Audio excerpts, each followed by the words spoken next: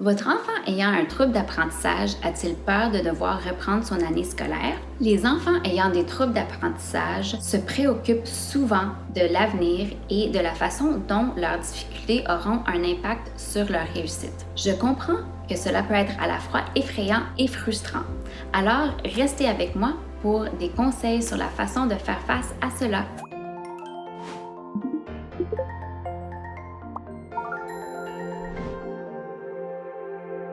Bonjour, je suis Julia Ferrari. Je suis experte des troubles d'apprentissage à l'Institut TEA et je suis passionnée par le fait de veiller à ce que les enfants ayant des TEA atteignent leur plein potentiel. De nombreux enfants ayant des TEA craignent de devoir redoubler leur année scolaire.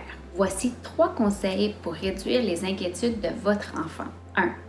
Soyez rassurant. Il est important d'être rassurant, surtout si votre enfant a un trouble d'apprentissage, car son estime de soi peut être affectée par les difficultés qu'il rencontre. Concentrez-vous sur le positif. Tout le monde a des points forts. Reconnaissez les forces de votre enfant, que ce soit académique, esprit critique, persévérance ou leur capacité athlétique ou même artistique. Évitez les comparaisons avec les autres, que ce soit avec leurs camarades de classe ou leurs frères et sœurs. Dans les domaines où ils éprouvent des difficultés, les enfants ayant des troubles d'apprentissage sont sur une trajectoire différente de celle de leur père. Cela peut leur prendre plus de temps et nécessiter plus d'efforts pour acquérir une nouvelle compétence. Concentrez-vous plutôt sur le chemin parcouru par votre enfant et sur les compétences qu'il a acquises grâce à son travail et ses efforts. 2.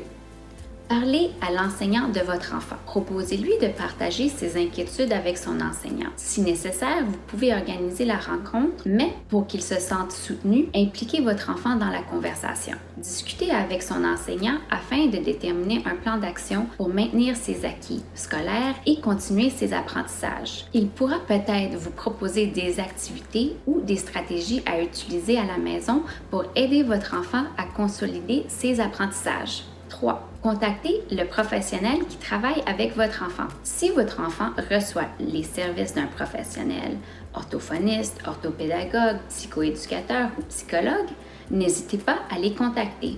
Ils peuvent vous fournir des stratégies pour vous aider à mieux soutenir votre enfant.